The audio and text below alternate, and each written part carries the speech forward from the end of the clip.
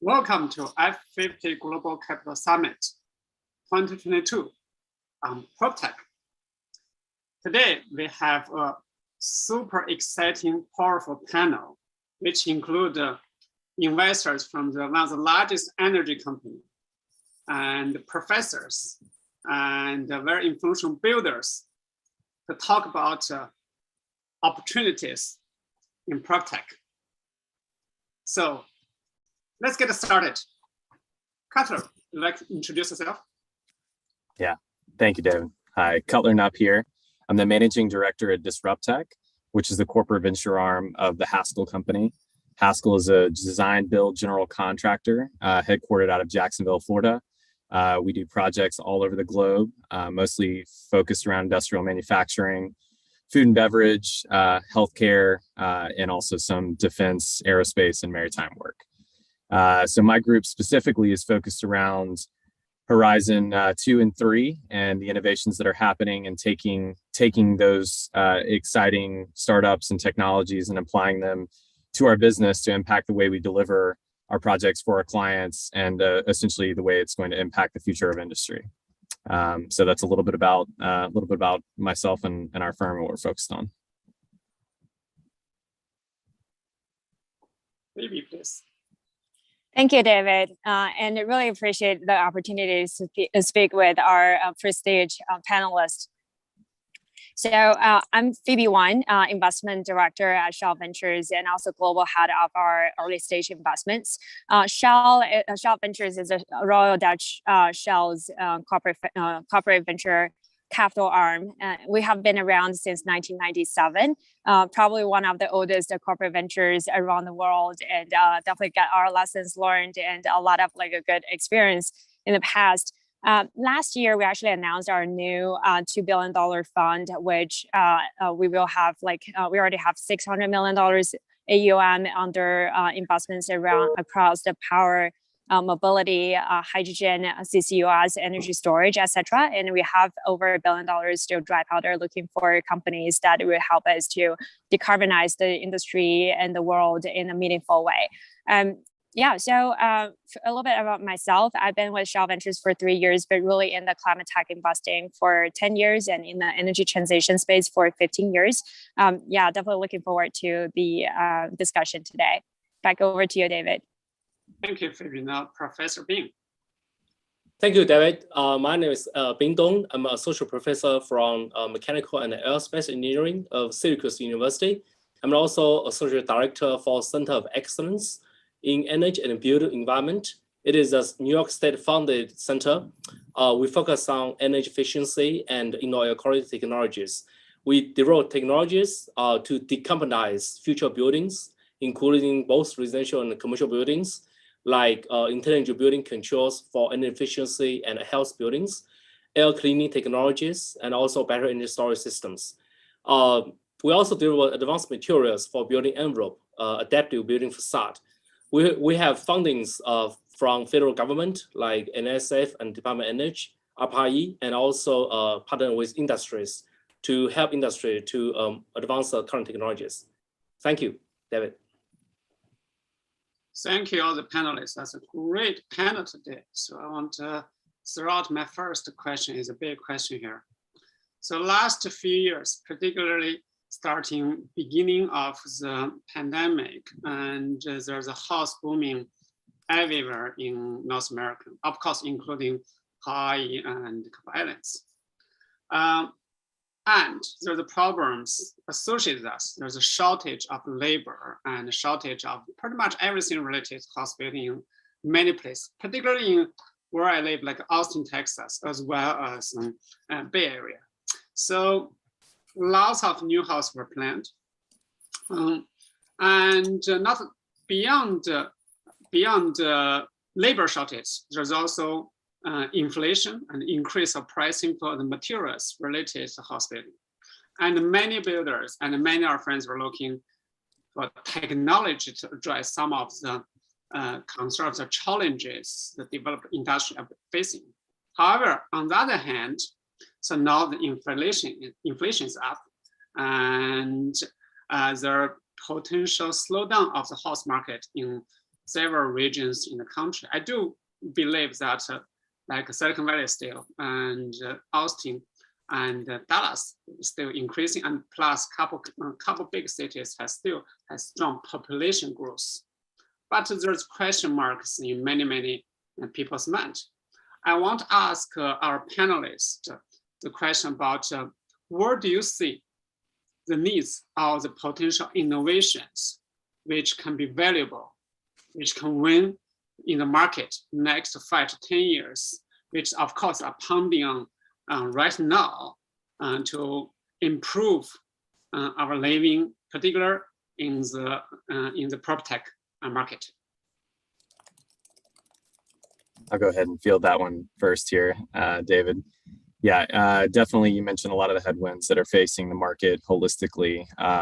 Residential and commercial is facing similar challenges. So a lot existed prior to COVID, but COVID really expanded upon those pretty significant impacts to supply chain, to our labor force, et cetera. And then now we have rising interest rates, potential, maybe a healthy reset in some prices, and still some strong markets like you mentioned. So definitely not looking at a situation like we faced back in 2008. But definitely in an interesting time of reset. So some things that we see coming beneficial through it is obviously very fragmented market, and hopefully there'll be some healthy consolidation that takes place that will maybe aggregate and streamline some of the value chain across this market. But ideally, where we're looking for exciting impacts is around the advancement and continued adoption of applications for robotics to augment the worker shortages that we're facing today, to help avoid less burnout. There's specific applications that are very interesting, and everything from finishes, whether it's drywall to painting, and then also new means of building as well. So beyond just robotics, but 3D printing as well, which is a form of robotics in the application, using materials that are more sustainable, you're being more efficient, and you're building a lot faster. So you can build the type of home at the price point that you're looking for to fit the needs of some of those maybe underserved markets today. So we're seeing some good advancements, and I think that the market pressures externally today are going to better position folks to be forced into a position of adopting and starting to integrate more of that. And ideally, that will make us more efficient, which means more sustainable building practices kind of in the future. But that's some of what we're seeing from our side. Yeah, really good point, Cutler. And I want to also hit on the point about sustainability, because we see there are a lot of changes in our climate, right? I'm actually outside, it's really nice, but we're also looking at trees are getting cut, and we have more and more problem in terms of the global warming.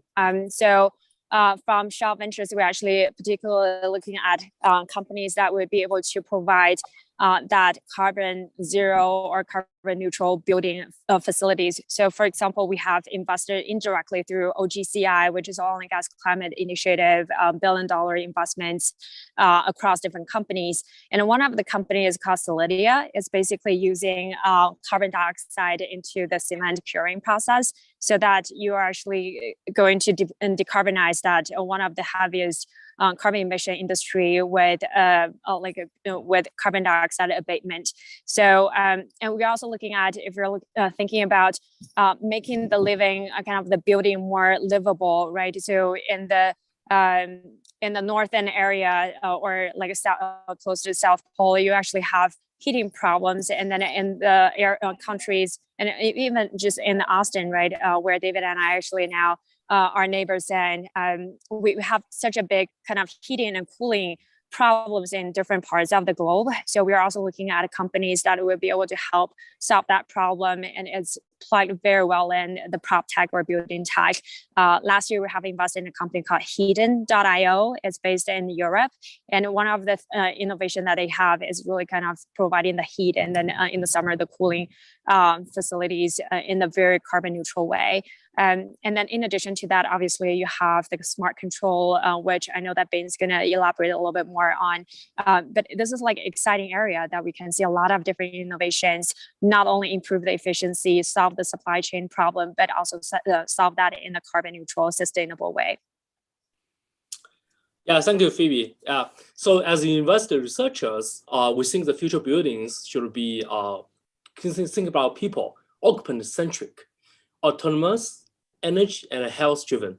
So which means the future building not only net zero, but also can generate energy and maintain a good indoor health due to a pandemic. So future homes should understand how people behave in the homes. For example, when people leave home, when people arrive home, so they can arrange all the appliances smartly, intelligently. And also the future home should understand what the community needs. For example, what is the need from the power grid? How much flexibility building can provide to a power grid when power grid cannot generate what is promised today. And also the future homes should understand, protect people under possible extreme events like extreme heat or extreme cold weathers. So those are unpredictable weathers. The future home should protect people.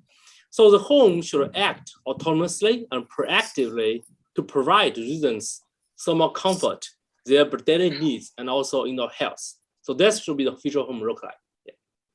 I give back to David. Thank you, Professor. So I like what you described about future homes. Let me ask one relevant question. Let's see, maybe like 15, 20 years later, how the home will be built. The reason I ask this question is because construction business is probably one of the very traditional business. Even in Silicon Valley, the world's capital of innovation and venture capital. The house still built by mostly manual labor and piece by piece. Is very slow and very expensive, very inefficient way to build homes. Of course, next few years, I don't know, but let's talk about maybe 15, 20 years. How, where do you see how the house or the whole future home can be built? Yeah. Maybe I can, oh, go ahead, Yeah, Cutler. go ahead. No, go ahead, Phoebe. Okay, maybe I can take a first crack on this one, because I recently had a really interesting conversation with one of the managing director and another like a top energy venture capital firm. And he actually just built out a zero carbon or net zero home in one of the cities in the States. And yeah, it's like in the future, we don't need to wait for another 15 to 20 years. We will be able to see homes that you will have different code and different methodology to calculate the emission of the carbon dioxide and carbon emission. And really getting into that net zero is important because it should be everybody's responsibility to bring into the carbon neutrality future for the society instead of just the industries. And I always think that this will get a very welcoming reception from the broader audience. And then in addition to that, I think there will be a lot of really interesting innovations. For example, there's a company that I talked to that are trying to do 3D printing for homes, and they actually test out in the developing countries, because in the States, we have the luxury of labor and the manpower, etc. But in, let's say in Africa or less energy accessible countries and less labor accessible countries, you are facing the issue where people do not have the techniques to build in the scale and in the speed that like Western countries or like more developed countries around the world will be able to enjoy. So 3D printing is actually a really interesting way of modulating the home building activities. And I will be definitely like looking forward to some of the innovations and see those become reality in the future. Over to you, Cutler. Yeah, for sure. No, great point on that. And that's kind of where I was going as well, is saying that, it is really hard to look into the crystal ball, the future of our industry specifically, as you were alluding to, David. You're being very kind when you were saying, describing our legacy industry with a long history that we have of not necessarily being the most efficient in all of our means and methods. But what was exciting today is not only seeing the future of when you can really mention something like 3D printing a building. 10 years ago, that was a different concept than today when you can actually see it in practice and it's actually happening. So seeing the advancements that have taken place just in this recent time period have been very encouraging, but also taking the applications, and everyone likes to compare saying, we need to be as efficient as building as we are of running like an automobile manufacturing plant or something along those lines. And I think aspirationally that's the right direction. However, it's going to take a different form, right? Because there's different levels of customization. There's different applications, like Phoebe, you were mentioning, where it's harder to get qualified labor, materials, access to materials, et cetera, building codes. Everything just varies dramatically. And in some of those hard to reach population centers, they can become very challenging. But what is encouraging is seeing applications like modular and more prefab being incorporated into projects today than ever has been in the past. And I think that that will just continue to be exponentially impacting the industry across all verticals and all trades to where eventually, it will become really just integrated as part of the project. We're looking at some very interesting stuff and have made some investments related to how you can essentially de-skill the labor needed, and you're kind of building off a kit of parts from the model itself, delivering that where you don't necessarily need tools or any expertise, snap in place using QR codes and augmented reality to visualize where placement of objects is and accuracy in the model itself. So more efficient, again, means of building.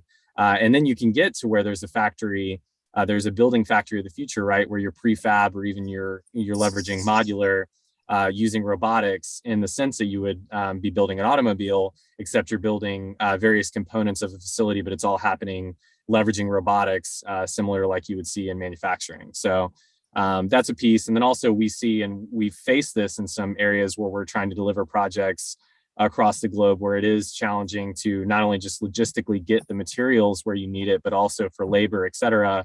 And what's worked well for us is applying a modular building approach to those projects. So you can essentially complete 95% of the building essentially in an oversized shipping container, and be able to kind of receive it on site, transport it accordingly, and then you have sort of a specialized team that goes there and stitches the units together. So it's more efficient, and it also just enables access. And I mean, the speed to build is tremendous there. So those are some things that we're seeing. Obviously, again, it's really hard to forecast what the future looks like, but I'm encouraged at where things are going, and I do think that somewhat of a healthy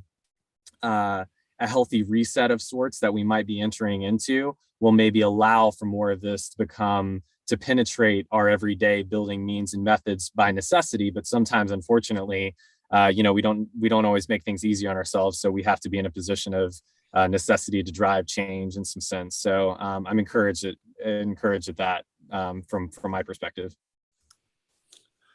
Yeah, I just want to add one more point. I think Cutler and Phoebe mentioned about a lot of technologies, modularized homes, prefab homes, build homes with 3D printing, these different future technologies, and universities also develop these technologies.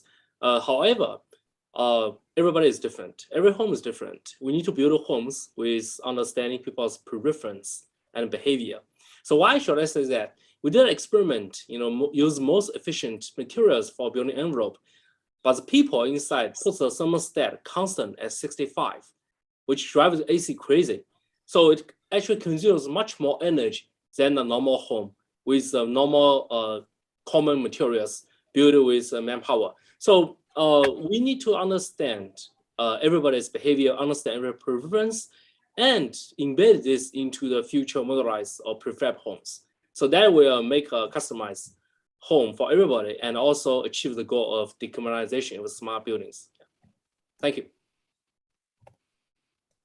Great. So that's lots of insight. And I learned a lot from Cutler's point from developers. I know Phoebe had made lots of investment. I want to ask you a question. It's a prediction. If you have a crystal ball, what are the potential unicorns, and maybe even far beyond the unicorn, like say a $10 billion company can be created in the next few years? Now, of course, the company has to be existing today. What are the companies you saw or encountered last few years you think has great potential to be a super unicorn, $10 billion company or beyond? This is a really good question. And I think the crystal ball is really like $1 trillion question, right? If you have like a bunch of billion or unicorns or dragons in the space. I do think that business model is interesting, but we have seen the business model sometimes like it doesn't work out. I'm like particularly biased towards deep tech, especially like we're now looking at sustainability as such an important issue, and building is basically like it is a fundamental building block for everyone's life, right? We live in houses, we go to shops, and then we actually work in office space. So all this actually require the building and the kind of the PropTech innovation. So I would think that in the future, companies that would really get us to that sustainable way of living, like help us to get to the net zero kind of emission houses or schools or build kind of factories and office buildings. I think that would be really, really interesting. And the other kind of radical thinking, and if like mankind really propelled that fast, right? So maybe like there's a lot of space tech nowadays and trying to move the huge manufacturing space and to the universe, and then having the Earth to be the home of the mankind and the animals and the like. That'll be really interesting to see how we can kind of combine those like the manufacturing and the space in the universe together with the home in the Earth. That's probably not the 20 years out, but really kind of a century out. But that'll be something that I really looking forward how to kind of bridge those two like a planet versus universe, right? And then you're probably not looking at a unicorn.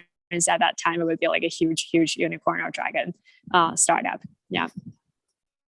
Love that. Yeah, and I like where your head's at, Phoebe. So that's what we're here to do, right? Is think big and interpret where that's going. So that's definitely exciting. I think in my world, trying to be just a little bit more tactical about how we start to integrate some of these innovations in our workflows and in how we deliver. There's definitely a mind shift change that has to take place, but I think that what we're seeing is very big opportunities, more willingness. To your question, David, I'm not sure I'm willing to throw out too many unicorns names at this point, but I think that there are a few that are still out there, whether they're already off the ground and operating in stealth or whether they're kind of to be founded. I think that there's some very exciting things happening, but I think what we can learn is that there's challenges that the industry didn't get here overnight, and we're not going to get ourselves out of this overnight either. And so I think you can see examples of that with like looking at maybe some lack of success, like with a Katera or something of that nature, where, there's the typical mindset of let's just throw more capital at the problem and solve it from that approach. And it's much more dynamic. There's human elements, there's contractual elements, there's governmental elements, there's so many different unique challenges that I think face this industry more specifically than really any other out there, to be honest with you, and the fragmentation. And so I look at that to not say that it can't be done, but to say that it's going to take a unique approach to really solve these collectively. And I think it is going to take also consolidation of a lot of different solutions that right now are providing niche value and point solution, problem focused areas, joining forces to collectively, streamline more of that value chain. So I kind of just gave a long-winded roundabout answer to not answer your question, David, but it's definitely exciting, and I think that there's still some definitely to be founded, and I'm a big believer in some of the best companies are founded in times of downturn. And so I think we're entering a very interesting time when it comes to all the innovation, all the investment, and all the energy focused on how do we solve humanity's need for sustainable housing and construction, and how do we do that efficiently and more effectively. And so it's a very exciting time, but I'm not sure I can answer on the unicorn, but they're definitely out there, and some I think have to be founded yet.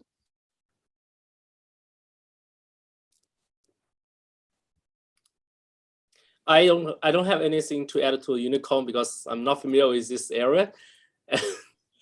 But I can tell you that from technology point of view, so we are looking for technology which actually really integrate building envelope, walls and construction process with building operations.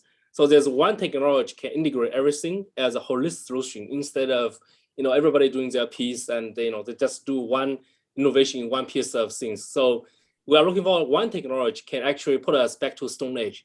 In the Stone Age, we don't consume any energy, right? It's zero energy. Yeah. Yeah. And I mean, you bring up a really good point, being just saying like how the everything we do is project centric for the most part, right? So it's just everyone's doing their part. And in any project at any point in time, I mean, Phoebe understands this from the capital projects and whatnot perspective, is just, there's hundreds of different parties operating, and trying to complete the objective of a project at any point in time. But then it's like, once their part's done, they're like, I'm out, move on to the next one. But really, I think we have to your point, being kind of back up to, and even Phoebe mentioned it too, what are we trying to do? And what does the future state look like? And incorporating that, it has to be done from the inception, right? It has to be done on the very front end, from conceptual design all the way through construction. And it has to be very methodical and very collaborative and very integrated in order to make all this work at the end of the day. And so I think that those are some of the harder points that I think the industry is just gonna have to face the music on collectively. But I feel very encouraged that there's brilliant people like the folks on this call with me here today, collectively trying to solve for that, so. Okay, great. That's lots of insight. So let's talk about sustainable home. I know Phoebe's company, Shell, had initiative about net zero home. Actually, I just come back from Hawaii, and which in lots of areas, there's no city infrastructure. As many of you know, I live in a small ranch in Austin, Texas as well. So I was looking for all sorts of technologies can be used to build homes without a city's infrastructure, which of course in some way complies with the net zero initiative. So let's talk about sustainable homes.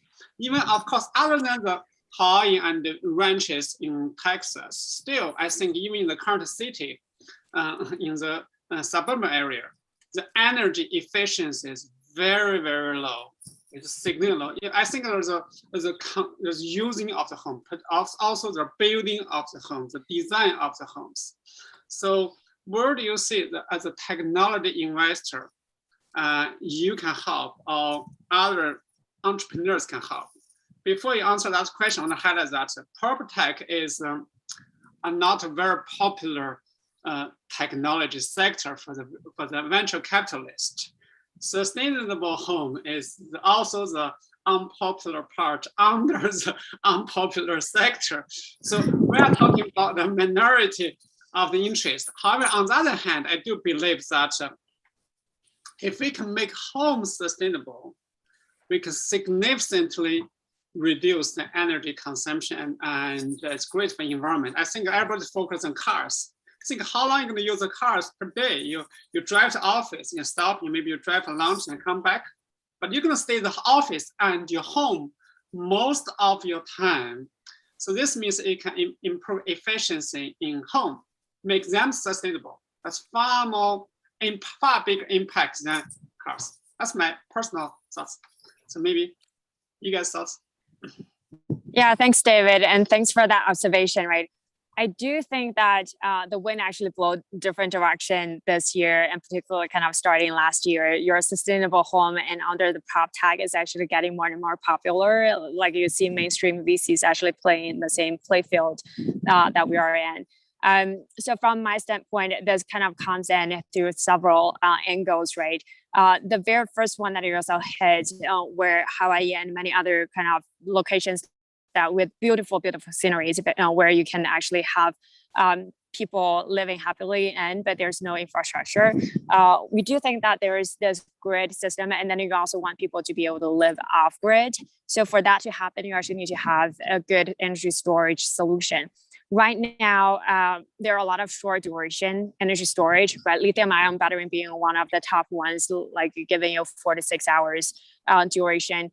But when you're looking at 16 hours to 100 hours, which we call it long duration storage, it's really like people are still trying to find the right solutions and innovations. So like Form Energy and Tora Energy, etc., are the leading forces in the space. And we're also proud investor of Tora Energy, which is a company based in the Bay Area. A few Stanford students founded the company and really like trying to bring that energy storage to not only like industrial, but potentially like in everybody's everyday life. So energy storage is particularly important as if you want to live off grid, if you want to use the solar, wind, or renewable power to power your home or even generate energies to feed back to the grid, you need to have it in a storage facility.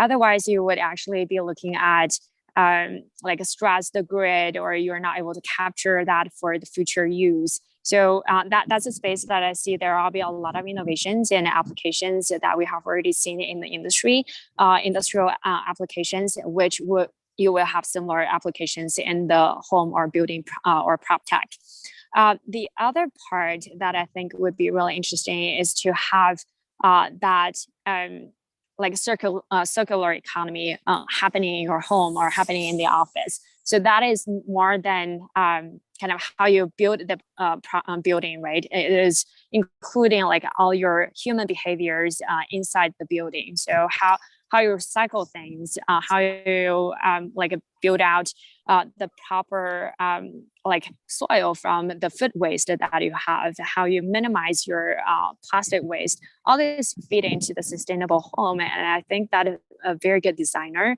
and the overall architect and engineer thinking through this problem will give you a pretty good solution down the road. And then my last piece would be like how you are able to get more efficient appliance, so or smart appliance. So there's I don't know how many of you have heard about Woven City, which is a city that Toyota actually put together in at the foot of Mount Fuji, and it is kind of an idealistic way of having a city to be living in a very sustainable way, and then also smart way, right? Because you're basically looking at autonomous driving and all those automations, not only at the home level and street level, but at the city level. So I would urge, if you have not heard that, definitely look into that. It's a very futuristic way of looking, but it's really kind of integrating all the smart appliance and all the new technology into one whole holistic picture. And I think that's the way to go, right? We need to have a new form of city. Yeah. So that's kind of my take, and I'll pass over to Cutler and Ben.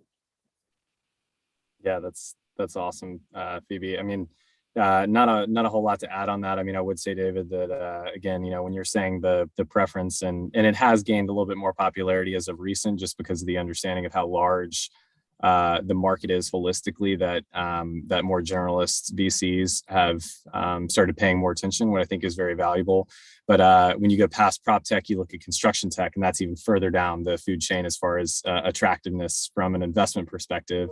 But again, knowing how large the industry is and seeing the real upside there is interest. However, there's just general challenges to the market holistically, very, very low penetration of technology adoption holistically across the market today, that makes buying cycles very slow, that makes integration and adaptability generally an older workforce that is not as comfortable with utilizing technologies or deploying technologies in the field as they're working through their typical day-to-day.